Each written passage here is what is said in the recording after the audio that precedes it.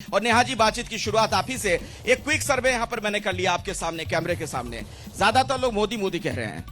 देखिए, इस बार प्रधानमंत्री एनडीए का नहीं, इंडिया का बनने जा रहा है। प्रधानमंत्री जब 2014 में बनारस में आए, ये बनारस शहर है, ये देवी देवताओं का शहर है, काशी विश्वनाथ की धरती है। यहाँ बड़े बड़े लोक लुभावन वादों के साथ में आए थे। इसी बनारस को प्रधानमंत्री जी ने कहा कि मैं क्योटो बना दूंगा।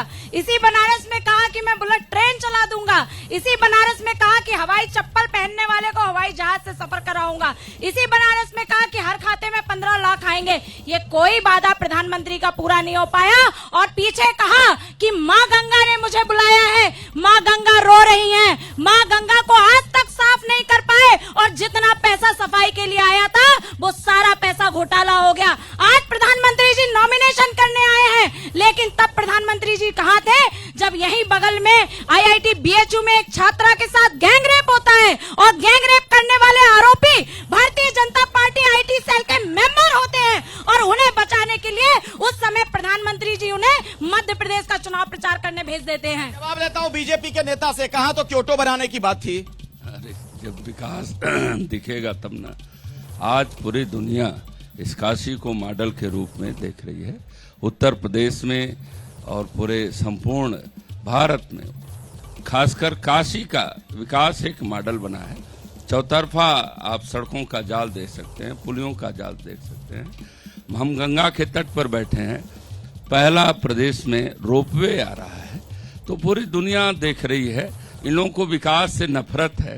ये लोग जीवन में समाजवादी पार्टी या उसकी और सरकारें थी तो हज हाउस का विकास चाहते थे।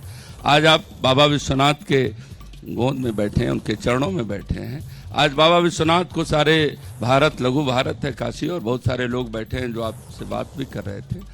काशी विश्वनाथ का विकास आज मोदी सरकार ने किया है। आज अयोध्या का विकास मोदी सरकार ने किया है। आज भगवान राम लला का हूँ। लेकिन संजीव जी ये कह रहे हैं कि आप लोग के चश्मे में दिक्कत है, इसीलिए विकास नहीं दिखता आपको। मुझे लगता है कि एबीपी का चश्मा भी थोड़ा साफ होना चाहिए अखिलेश भाई। एबीपी का चश्मा पूरी तरीके से साफ है। आप अपनी बात रखिए। आप पहले ही सेंटेंस में इस तरह की बात, नकारात्मक बात कर रहे हैं। कुछ अच्छी बातें भी कर लीजिए। यहाँ गंगा के किनारे हम लोग बहस कर रहे हैं। मैं लगातार बात किया हूं, इसलिए कह रहा हूं कि आपका दर्शक सुन के बहुत खुश होगा। मास्टर स्ट्रोक नोटबंदी पे, मास्टर स्ट्रोक जो है जीएसटी पे, मास्टर स्ट्रोक इलेक्टोरल बॉन्ड पे, ये मास्टर स्ट्रोक पे हमारे मोदी जी वोट क्यों नहीं मांगते? वोट मांगना कहां शुरू किया? मटन पे, मंगलसूत्र पे, मुसलमान पे, पाकिस्तान पे। आप भी करण थापर की तरह सवाल पूछते मोदी जी से तो एक गिलास पानी पीते, कहते दोस्ती बनी रहे। आज देश का प्रधानमंत्री 10 साल में एक भी प्रेस कॉन्फ्रेंस नहीं करता। अच्छा एक बात बताइए, एक मिनट, ठंडे ठंडे दिमाग से, आक्रोशित मत होइए। ठंडी हवा चल रही है, शाम का वक्त है, सुन तो लीजिए, ठंडे दिमाग से सुनिए। आज नरेंद्र मोदी जी हर रोज चैनलों पर इंटरव्यू दे रहे हैं। राहुल गांधी जी को बोलिए देने के लिए, मैं जाता हूं इंटरव्यू लेने के लिए। राहुल गांधी जी कह तो दिए हैं, कहाँ इंटरव्यू दे रहे हैं किसी चैनल को? कह रहा हूं कि जो नरेंद्र मोदी हर रोज आजकल 2-2, 3-3 चैनल पे इंटरव्यू दे रहे हैं। आप बोलिए ना राहुल गांधी जी को, मैं जाता हूँ। मुझे मालूम, आरोप लगाना बड़ा आसान होता है। आरोप लगाना बड़ा आसान होता है। Hit and run, hit and run. ऐसा है कि जो सवाल आपको लिख के दिए जाते हैं वही आप पूछते हैं। नहीं, आप सुनिए, आप मेरी चिंता मत करिए। सवाल और जवाब आपको लिख के दिए जाते हैं। मैंने आपके सिलेबस से बाहर का सवाल पूछ दिया तो आप विचलित हो गए। आप विचलित हो गए। मैं तैयार हूँ राहुल गांधी का इंटरव्यू करने के लिए। आप बोलिए ना, जवाब दीजिएगा। हाँ, अगर आपके चैनल पे विचलित क्यों हो रहे हैं आप? आप विचलित, सवाल से विचलित क्यों हो रहे हैं आप? सर आप सवाल से विचलित क्यों हो रहे हैं? क्यों आक्रोशित हो रहे हैं? गुस्से में नहीं आना चाहिए आपको। सवाल का जवाब दीजिए ना। देश की जनता ठगी गई। अरे जे देश की जनता ठगी गई है तो वोट डालकर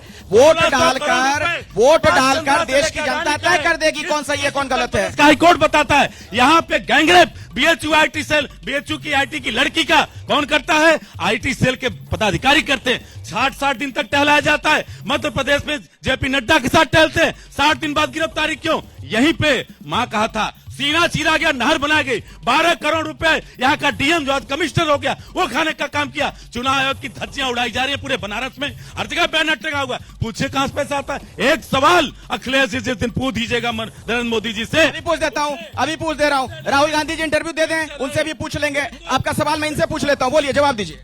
राहुल गांधी जो इनके नेता हैं, मैं तो कहता हूं कि पढ़े लिखे व्यक्ति हैं, कहाँ फंसे हुए हैं।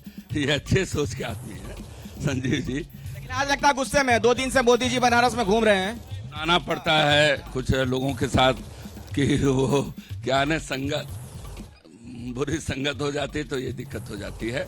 इनके एक नेता को, राहुल गांधी को, जो इस देश के बारे में नहीं पता है कि आलू से सोना उगाया जाता है, ईख कहाँ पैदा होती है, गुड़ कहाँ पैदा होता है, ये उनको नहीं पता है।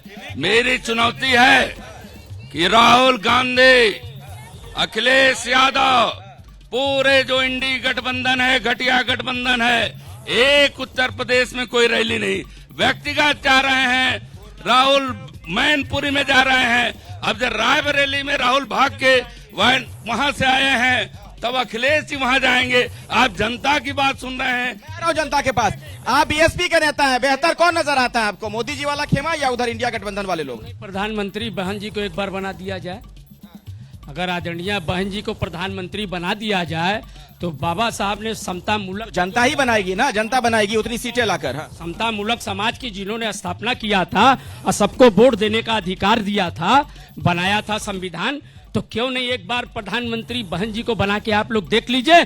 आप अगर प्रधानमंत्री बहन जी को बना दीजिएगा तो बीजेपी कांग्रेस वाले कभी इस देश में नहीं आएंगे पुनः दोबारा। एक बार बना के देख लीजिए। कौन बना के देख लेगा? आप जनता को कह रहे हैं, जनता मान रही कि नहीं आपकी बात? बिल्कुल। अभी आपने वहां पूछा कि बहन जी कैसे बन जाएंगी, आपने देखा था 89 में चंद्रशेखर जी ने 17 सांसद लेकर के देश का प्रधानमंत्री बने थे। ऐसा कुछ होने वाला है क्या आपको लग रहा है? बिल्कुल ऐसा ही। तो आप दोनों के लिए खतरे की घंटी है भाई, इंडिया गठबंधन वाले और बीजेपी वाले। हाँ, अगर देश का प्रधानमंत्री आदरणीय बहन कुमारी मायावती जी को बना दीजिए तो जो 80% जनता को आप 3 किलो चावल, 3 किलो आटा देके लाइन में लगाए हैं। संजीव जी बहुत खुश हो रहे थे, हाँ मायावती जी की बात चल गई है। बहन मायावती जी बैकडोर से कहां बैटिंग करें पूरा देश देख रहा है, और पूर्वांचल खासकर जौनपुर से लेकर के गाजीपुर तक सब कुछ दिख रहा है। मुझे इसमें कहने में कतई गुरेज नहीं है। मुद्दे पे बात करिए। इस देश का युवा आज अग्निवीर बनाकर के 4 साल में रिटायर होने जा रहा है, और देश का प्रधानमंत्री 75 साल में कह रहा है कि एक बार मुझे और मौका दे दो। क्या ये न्याय संगत है? ये बताइए।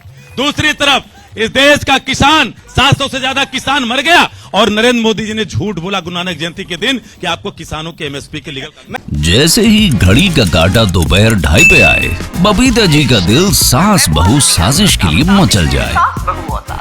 और ये है इनकी बहू, पूरे दिन ऑफिस की टेंशन हो जाए गॉन जब ये करें अपना फेवरेट शो फ्री टाइम पे ऑन।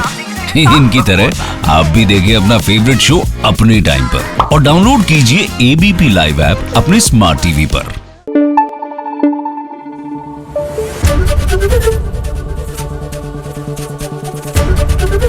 एबीपी न्यूज आपको रखे आगे।